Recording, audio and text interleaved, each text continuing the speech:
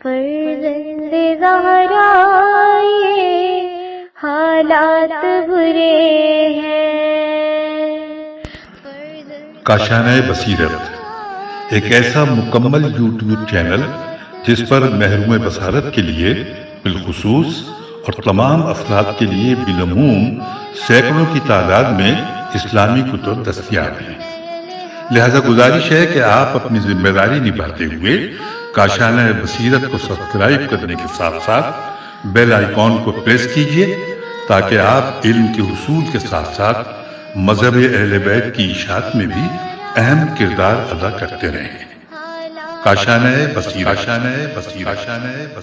فرزند زہرا یہ حالات برے ہیں۔ بسم اللہ الرحمن الرحیم۔ السلام علیکم۔ یہ کتاب آپ کے لیے کاشانہ بصیرت کی یوٹیوب چینل کی جانب سے ریکارڈ کی جا رہی ہے۔ نام کتاب خطیب ترجمان اسلام، ناشر جامع تعلیمات اسلامی پاکستان۔ اب ہم کتاب کا پارٹ نمبر 8 پڑھیں گے، صفحہ نمبر 137۔ بسم اللہ الرحمن الرحیم۔ کیا ہم سچے مسلمان ہیں؟ روحانی اور معنوی ترقی اور کمال انسانی کو حاصل کرنے کے متعدد طریقے ہیں، کیونکہ قابلیت، صلاحیت اور عطا و بخشش کے اعتبار سے لوگ مختلف طبیعت کے مالک ہوتے ہیں۔ بعض لوگ ہر وقت عوام الناس کی خدمت کے لیے تیار رہتے ہیں، جیسا کہ قرآن مجید میں ایسے لوگوں کا تذکرہ موجود ہے جو حاجیوں کو پانی پلایا کرتے تھے یا بیت اللہ کی دیکھ بھال اور حفاظت کیا کرتے تھے۔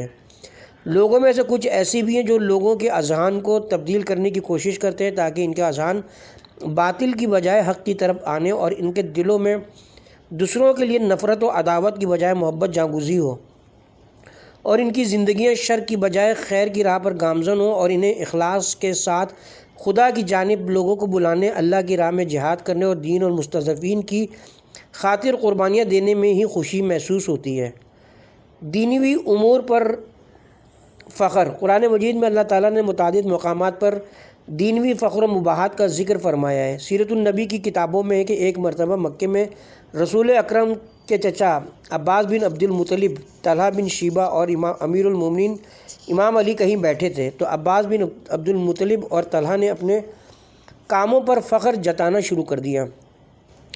امیر المومنین امام علی علیہ السلام خاموشی سے ان کی باتیں سنتے رہے، یہاں تک کہ طلحہ نے کہا، میں خانہ کعبہ کا متولی اور نگران ہوں، اس کی چابیاں میرے پاس ہیں، اگر میں چاہوں تو اس میں رات ٹھہر بھی سکتا ہوں۔ اس کے بعد عباس بن عبد المطلب بولے، میں حاجیوں کو پانی پلانے والا اور ان کا انچارج ہوں۔ امام علی نے ان دونوں سے فرمایا، مجھے نہیں معلوم کہ تم کس چیز پر فخر کر رہے ہو، کیونکہ جو کام تم لوگ کر رہے ہو وہ اگرچہ اچھے کام ہیں، مگر ان کے ذریعے سے انسان اعلیٰ مراتب کو نہیں پا سکتا۔ اس کے بعد آپ نے فرمایا، میں نے تمام لوگوں سے 6 مہینے پہلے قبلے کی طرف رخ کر کے نماز پڑھی تھی، اور میں تم سے پہلے ایمان لایا اور عبادت الہی میں مجھے تم پر سبقت حاصل ہے، اور تم لوگوں سے زیادہ مجھے قرب الہی حاصل ہے، اور میں سب سے پہلے جہاد کرنے والا ہوں۔ میں نے ابتدائی جوانی میں پیغمبر اکرم کا دفاع کیا اور آپ کو اذیت دینے والے مشرکین مکہ کے بچوں کے شر سے آپ کو بچایا۔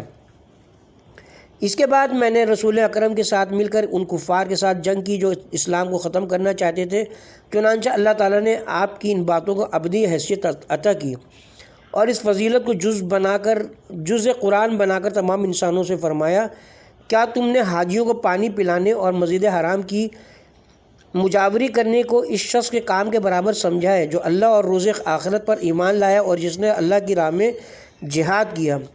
اللہ کے نزدیک یہ دونوں برابر نہیں، اور اللہ تعالیٰ ظالموں کو ہدایت نہیں دیتا۔ اللہ کے ہاں تو انہی لوگوں کا بڑا مرتبہ ہے جنہوں نے اس کی راہ میں ہجرت کی، ایمان لائے، اللہ کی راہ میں اپنے مال اور جان سے جہاد کیا، اور یہی لوگ کامیاب ہیں۔ سورہ توبہ آیت نمبر 19-20۔ ارشاد القلوب جلد نمبر 2 صفحہ نمبر 338، تعویل الآیات صفحہ نمبر 206۔ حاجیوں کو پانی پلانا اور خانہ خدا کی مجاوری کسی بھی صورت میں ایمان لانے اور خدا کی راہ میں جہاد کرنے سے افضل نہیں ہو سکتی، اور یہ امام علی کی ذات گرامی ہے جنہوں نے جہاد کے ذریعے اسلام کی بنیادوں کو اس قدر مستحکم کیا کہ مشرکین مکہ کو اسلام کے ہاتھوں شکست سے دوچار ہونا پڑا۔ یہ آیت اگرچہ ایک مخصوص واقعے کے ذیل میں نازل ہوئی ہے، مگر یہ ہمیں قرب الہی اور اعلیٰ اسلامی مرتبے کا اصول بھی فراہم کرتی ہے کہ اللہ کی راہ میں جہاد کرنے والے اور بیٹھے رہنے والے برابر نہیں ہو سکتے۔ سورہ نساء آیت نمبر 95۔ نیکی اور بھلائی کرنے والے اگرچہ بہت فضیلت والے ہیں، مگر خدا کی راہ میں جہاد کرنے والے مجاہدین کی فضیلت ان سب سے زیادہ ہے، کیونکہ یہ لوگ خدا کے دین اور اپنی ملت کی حفاظت کرتے ہیں تاکہ کلمۃ اللہ کا بول بالا ہو اور کافروں کا منہ کالا ہو۔ مومن اور مفسد برابر نہیں ہو سکتے ہیں۔ ہمیں کسے اپنا رہنما بنانا اور کس کی پیروی کرنی چاہیے، اس پر خوب غور و فکر کرنا لازم ہے۔ خداوند عالم ارشاد فرماتا ہے، کیا ہم ان لوگوں کو جو ایمان لاتے اور نیک عمل کرتے ہیں ان کے برابر کر دیں گے جو زمین میں فساد پھیلاتے ہیں؟ کیا زمین پر فساد پھیلانے والے، فتنہ پھیلانے کی خاطر مستکبرین کی مدد کرنے والے، گمراہ اور گمراہی پر چلنے والے اور زمین پر اصلاح کرنے، اپنی قوم ملت کی تعمیر کے لیے قیام کرنے والے برابر ہو سکتے ہیں، یا پرہیزگاروں کو بدکاروں جیسا کر دیں گے؟ سورہ صاد آیت نمبر 28۔ جو بھی ایسا کرے گا اور دونوں کو برابر قرار دے گا، اس کا دین سے کوئی تعلق نہیں ہوگا، کیونکہ دین محبت اور رضائی الہی کے تقاضوں سے ہی ہم آہنگ ہو سکتا ہے۔ دین اوامر اور نواہی الہی سے صرف نظر کر کے اپنی مرضی پر عمل کرنے کا نام نہیں، کردار و عمل سے مقدر بنتا ہے۔ خداوند عالم انسانوں کے مقدر کے بارے میں کہ وہ اہل جنت سے ہیں یا اہل جہنم میں سے ہیں فرماتا ہے، ہر شخص اپنے اعمال کے بدلے گروی ہے، ہر انسان کا مقدر اس کے اعمال کی مرہون منت ہے۔ اگر وہ اپنے آپ کی اصلاح نہ کرے اور توبہ کے ذریعے خدا سے لو نہ لگائے تو اس کا انجام اس کے سابقہ اعمال کے مطابق ہوگا، اور اچھے اعمال کرنے والے جنت جبکہ برے جہنم میں جائیں گے۔ مگر دائیں ہاتھ والوں کے سوا کہ وہ جنتوں میں بیٹھے ہوں گے، وہاں وہ مجرموں سے پوچھیں گے، لگتا ہے کہ جنت دوزخ کے سامنے ہوگی، کہ پرہیزگار مومن دوزخ میں موجود مجرموں کو دیکھیں گے، ان میں سے بعض تو ان کے دوست اور رشتہ دار ہیں اور بعض دشمن۔ تمہیں کیا چیز دوزخ میں لے گئی؟ وہ جواب دیں گے کہ ہم نماز پڑھنے والوں میں سے نہ تھے، ہم خدا کے حکم کے مطابق اس کی عبادت نہیں کرتے تھے، اور ہمارے بال بچے بھی نماز نہیں پڑھتے تھے، نہ مسکینوں کو کھانا کھلاتے تھے، ہم خدا کی راہ میں یتیموں مسکینوں پر انفاق نہیں کرتے تھے، اور زکوٰۃ، خمس اور صدقہ دینے سے انکار کرتے تھے، اور حق کے خلاف باتیں بنانے والوں کے ساتھ مل کر ہم بھی باتیں بنانے لگتے تھے، اور روز جزا کو جھٹلاتے تھے۔ روز جزا کو جھٹلانے کی دو صورتیں ہو سکتی ہیں، ایک تو یہ کہ سرے سے آخرت کا انکار کر دیا جائے، اور دوسری صورت یہ کہ انسان آخرت کا انکار تو نہیں کرتا مگر اس کے لیے کوئی عمل بھی نہیں کرتا، یہاں تک کہ ہمیں موت آ گئی۔ اس وقت سفارش کرنے والوں کی سفارش ان کے کسی کام نہ آئے گی، کیونکہ شفاعت صرف خدا کے اذن اور رضا سے ہوگی۔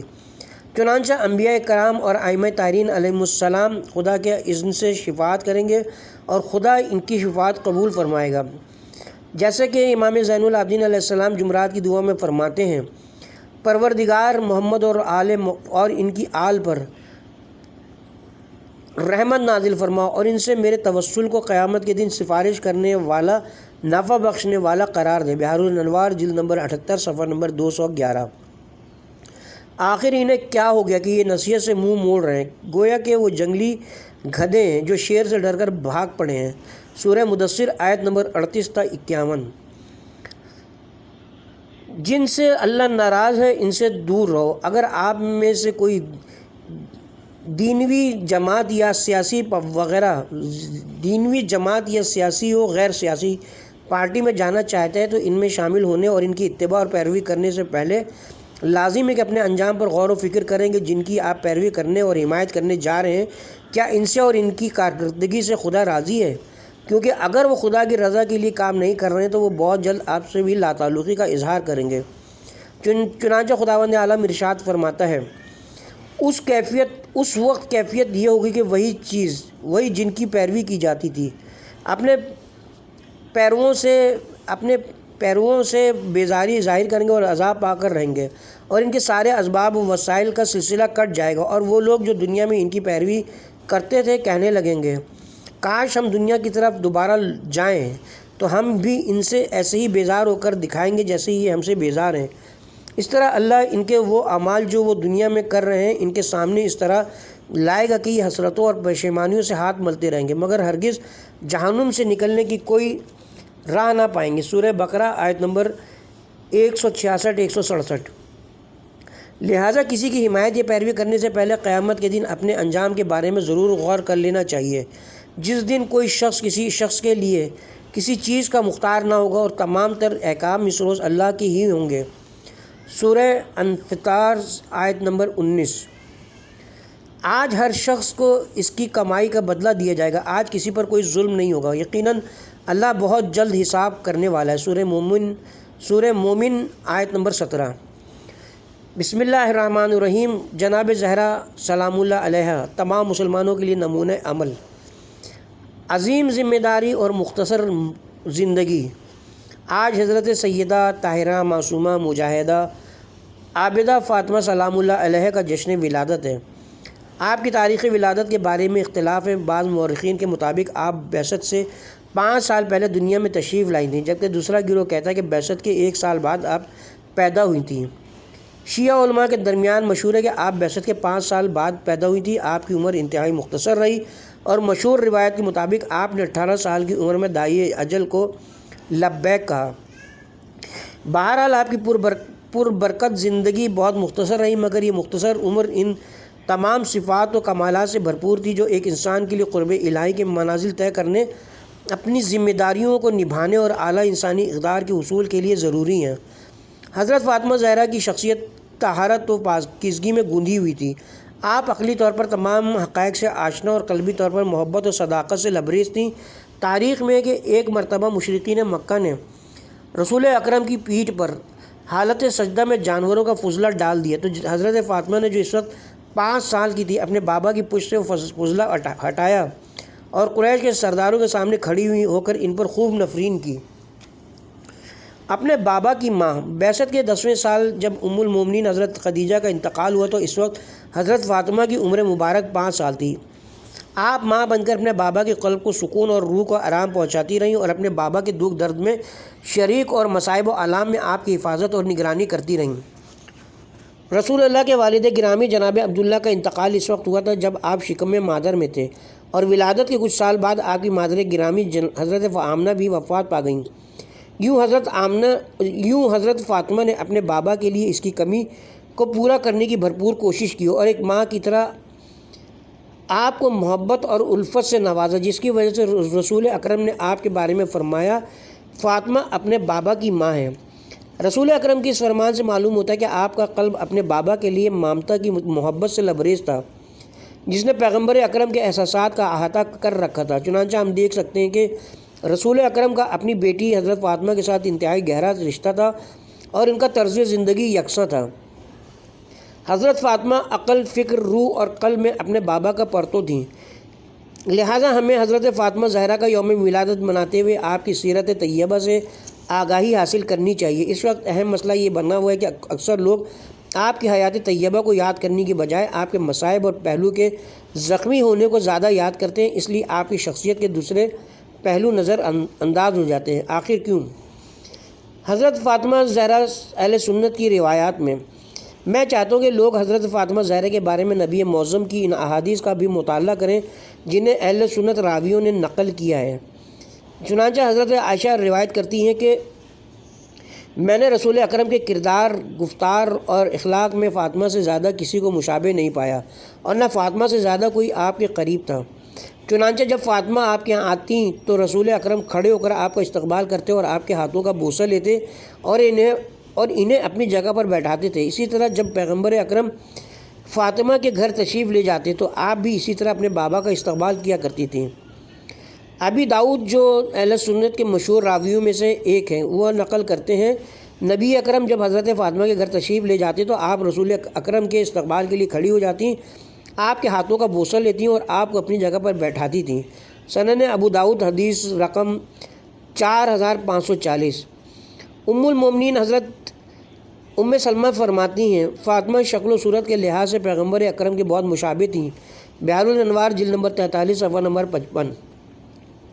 آپ کی یہ صفت امام حسن کی کو وراثت میں ملی کہ آپ بھی پیغمبر اکرم سے بہت زیادہ مشابہ تھے۔ اس کے بعد یہ صفت امام حسین کے منجھلے بیٹے حضرت علی اکبر کو وراثت میں ملی۔ صحیح مسلم میں حدیث رسول ہے، میری بیٹی فاطمہ میرا ٹکڑا ہے، جس نے اسے ناراض کیا اس نے مجھے ناراض کیا، اور جس نے اسے تکلیف دی اس نے مجھے تکلیف دی۔ فضائل بنت النبی حدیث نمبر 4482۔ روایت میں ہے کہ پیغمبر اکرم جب بھی کسی جنگ یا غزوے سے واپس تشریف لاتے تو سب سے پہلے مسجد میں تشریف لے جاتے، وہاں 2 رکعت نماز پڑھتے، پھر اپنی ازواج کے گھر جانے سے پہلے اپنی بیٹی فاطمہ کے گھر تشریف لاتے۔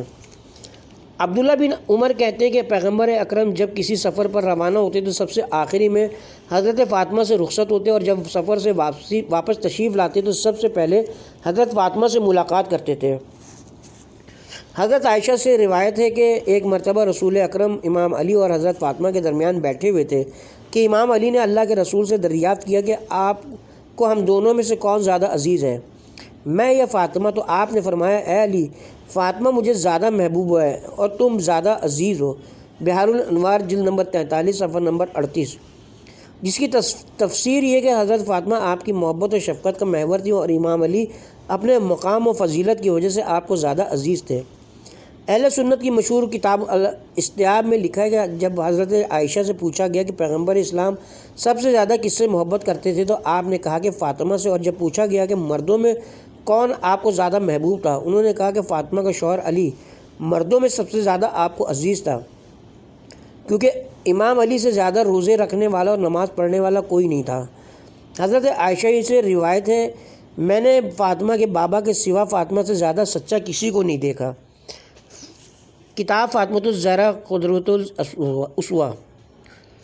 معصومہ عالم آیت تطہیر حضرت فاطمہ کی عصمت پر واضح دلیل ہے، جس کے بارے میں حضرت ام سلمہ فرماتی ہیں، یہ آیت میرے گھر میں نازل ہوئی تھی جس میں ارشاد اقدس الہی ہوا، اے اہل بیت، اللہ تو بس یہ چاہتا ہے کہ تم کو ہر طرح کی برائی سے دور رکھے اور جو پاکیزہ رکھنے کا حق ہے ویسا پاکیزہ رکھے۔ سورہ احزاب آیت نمبر 33۔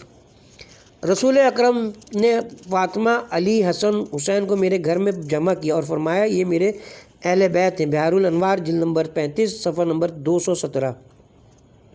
دوسری روایت کے مطابق ام سلمہ کہتے ہیں کہ یہ سب ہستیاں میرے گھر میں تھیں کہ پیغمبر اکرم نے انہیں ایک چادر کے نیچے جمع کیا، اسی وجہ سے اس حدیث کا نام حدیث قصہ پڑ گیا۔ اور پھر آپ نے فرمایا، پروردگار یہ میرے اہل بیت ہیں، تو ان سے ہر طرح کے رزق کو دور فرما اور انہیں اس طرح پاک و پاکیزہ رکھ جس طرح پاکیزہ رکھنے کا حق ہے۔ آپ نے 3 مرتبہ ان کلمات کو دہرایا۔ اس کے بعد ام سلمہ کہتی ہیں کہ جب میں نے رسول اللہ سے عرض کیا، اے اللہ کے رسول، کیا میں بھی آپ لوگوں کے ساتھ شامل ہو سکتی ہوں؟ تو آپ نے فرمایا، اے ام سلمہ، تم خیر پر ہو۔ بحار الانوار جلد نمبر 35 صفحہ نمبر 223، جو اس بات کی دلیل ہے کہ یہ آیت ازواج نبی کے بارے میں نازل نہیں ہوئی بلکہ صرف پنجتن پاک کے بارے میں نازل ہوئی تھی۔ رسول اکرم لفظ اہل بیت کو پنجتن پاک کے ساتھ مخصوص کرنے کی تاکید فرماتے تھے۔ یہی وجہ تھی کہ آپ جب نماز کے لیے مسجد تشریف لے جاتے تھے تو حضرت فاطمہ کے گھر سے ہو کر گزرتے تھے تو السلام علیکم یا اہل البیت کہہ کر ان کو سلام کرتے تھے۔ اس کے بعد آیت تطہیر کی تلاوت فرماتے تھے۔ امام علی حضرت فاطمہ کا کفو۔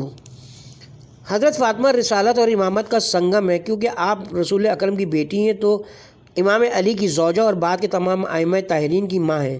چنانچہ حضرت فاطمہ راز رسالت بھی اور راز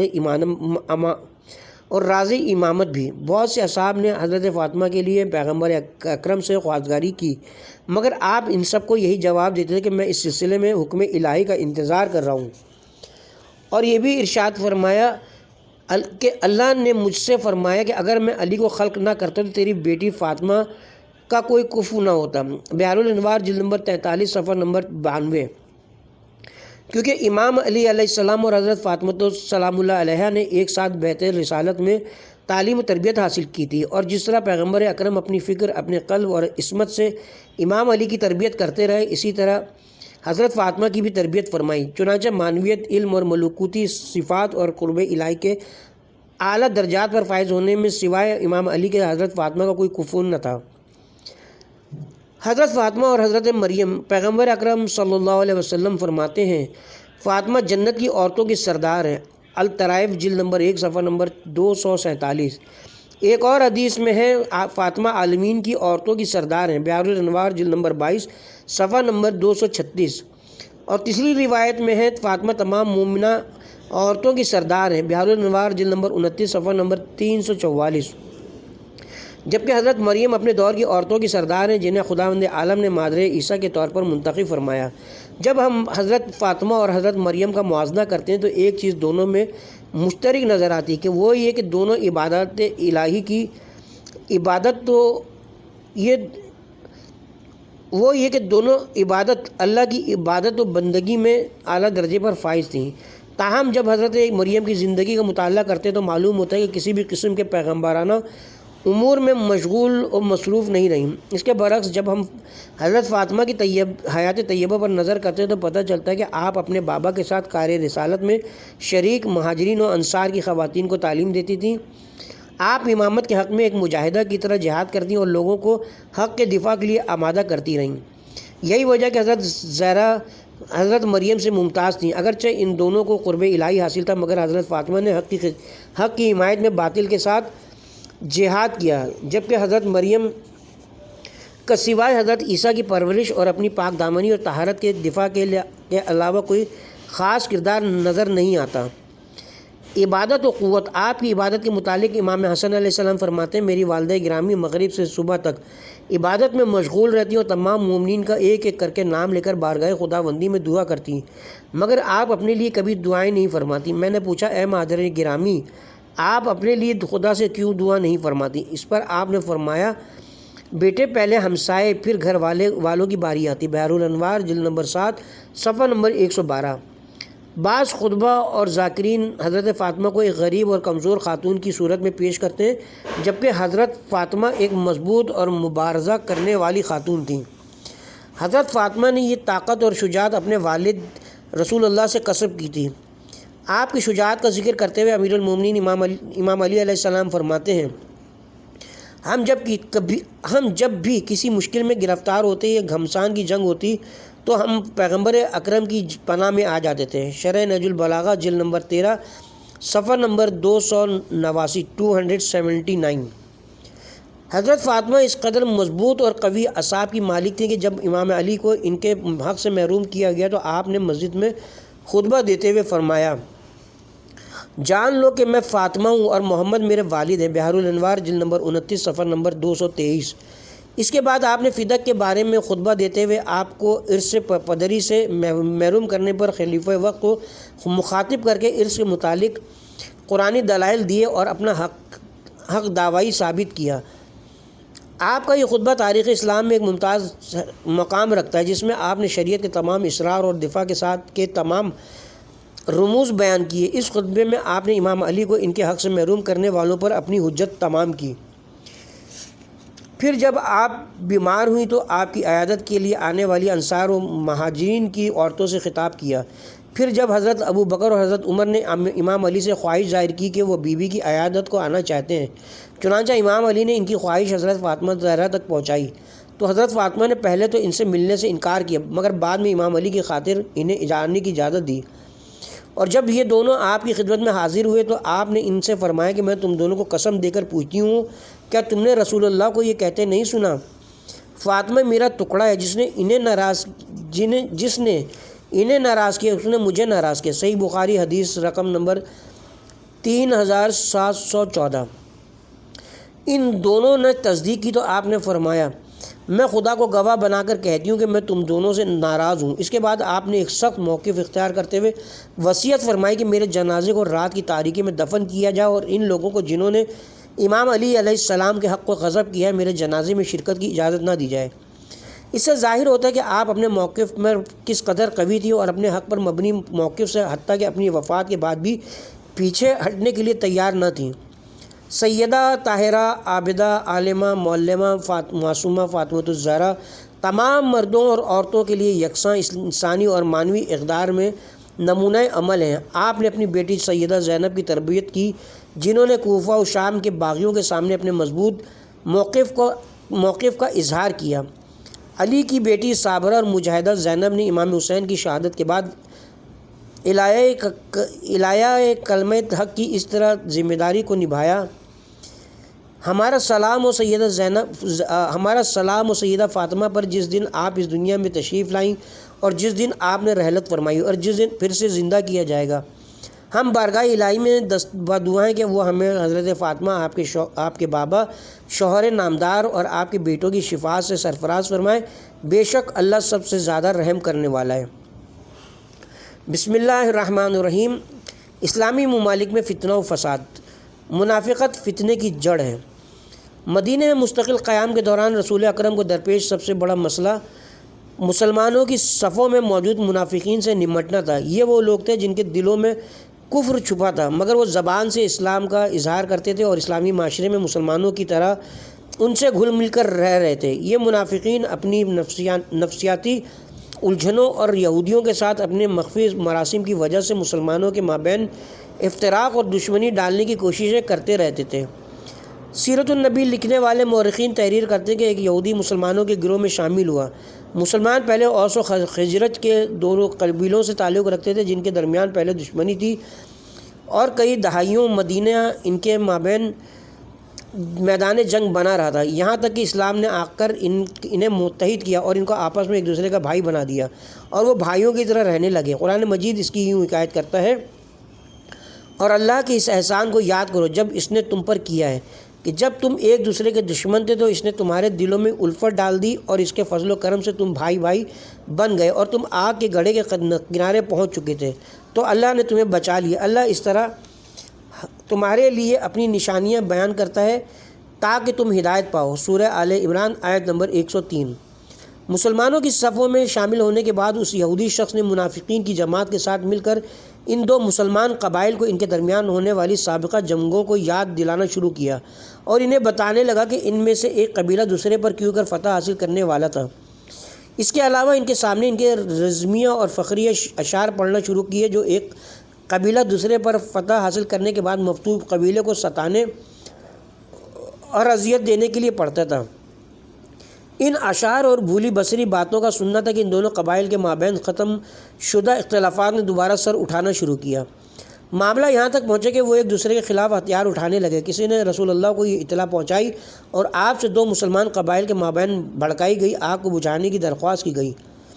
یہ اطلاع ملتے ہی آپ فوراً ان کے پاس تشریف لے گئے اور ان سے فرمایا کیا تم لوگ ایمان لانے کے بعد دوبارہ کفر اختیار کرو گے؟ اللہ نے ایمان کی بدولت تمہیں ایک دوسرے کا بھائی قرار دیا اور اسی ایمان کی برکت سے تم عداوت، عصبیت اور نفرت کے چنگل سے نکل آئے ہو۔ کیا تم دوبارہ اپنی پرانی روش کو اپنانا چاہتے ہو؟ رسول معظم کی اس نورانی فرمان کو سننے کے بعد وہ سخت شرمندہ ہوئے۔ انہوں نے اپنی آنکھیں نیچی کی، گردن جھکا کر پھر سے وحدت اسلامی کی طرف پلٹ آئے۔ مسلمانوں میں انتشار منافقین کا ہدف۔ قرآن حکیم میں خداوند عالم نے ان منافقین کو سخت تنبیہ کی ہے جو رسول اسلام کے ساتھ اسلام کے دفاع کے لیے مشرکین سے جنگ کرنے سے انکار کرتے ہیں۔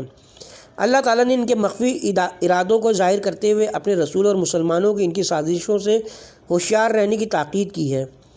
چنانچہ ارشاد الہی ہے، اگر یہ تمہارے ساتھ مل کر اسلام کے دفاع کے لیے نکلتے بھی تو تمہارے اندر سوائے خرابی کے اور پریشانی، عذر لنگ اور اسلامی موقف کو کمزور کرنے کے اور کسی چیز کا اضافہ نہ کرتے، بلکہ تمہارے درمیان فتنہ پردازی کے لیے خوب دوڑ دھوپ کرتے، یعنی وہ تیزی سے تمہارے درمیان شر پھیلاتے اور لوگوں کے جذبات اور پیچیدہ مسائل و تعلقات کو چھیڑتے ہوئے ان کے درمیان دشمنی پھیلاتے اور تعصب ابھار کر انہیں ایک دوسرے سے دور کرتے اور اسلامی اتحاد کو پارا پارا کر کے مسلمانوں کو فرقوں اور گروہوں میں تقسیم کرتے۔ ان کے ماننے والے خود تمہارے اندر موجود ہیں۔ لوگوں میں ایک سادہ گروہ ایسا بھی ہے جو لوگوں کی باتیں سن کر ان کے پس پردہ مقاصد اور عزائم پر غور و فکر نہیں کرتا۔ یہ لوگ ان بیانات کا اصلی مطلب اور خطرناک نتائج اور اثرات نہیں سمجھ سکتے ہیں، بلکہ وہ ان کے اسلوب بیان، شعلہ بیانی اور نعروں سے بہت متاثر ہوتے ہیں، اور اللہ ان ظالموں کو خوب جانتا ہے کہ وہ کس طرح مسلمانوں کے جذبات بھڑکاتے ہیں، پھر کس طرح ان میں تفرقہ ڈالتے ہیں۔ اس سے پہلے بھی ان لوگوں نے فتنہ انگیزیاں کی ہیں، لوگوں کو جہاد کے خلاف اکساتے رہے۔ یہ اسلام اور مسلمانوں کے خلاف یہودیوں کے ساتھ گٹھ جوڑ کرتے اور خدا اور اس کے رسول کے خلاف سازشیں کرتے رہے اور تمہیں ناکام کرنے کے لیے ہر طرح کی تدبیروں کو الٹ پلٹ کر کرتے رہے ہیں، یہاں تک کہ حق اسلام آگے اور اللہ کا حکم غالب ہو کر رہا، حالانکہ وہ اسے سخت ناپسند کرتے ہیں۔ سورہ توبہ آیت نمبر 47-48۔ اتحاد فتنے کو جڑ سے اکھاڑ پھینکتا ہے۔ قرآن مجید کی یہ آیات مدینہ کے منافقین کے متعلق گفتگو کر رہی ہیں، جبکہ ہم دیکھتے ہیں کہ قرآن نے کہیں بھی مکہ کے منافقین کا کوئی تذکرہ نہیں کیا ہے، کیونکہ مکہ کے مسلمان آپس میں متحد اور متفق تھے اور وہ سب اسلام کا دفاع کر رہے تھے اور سبھی مشرکین کا سامنا کر رہے تھے۔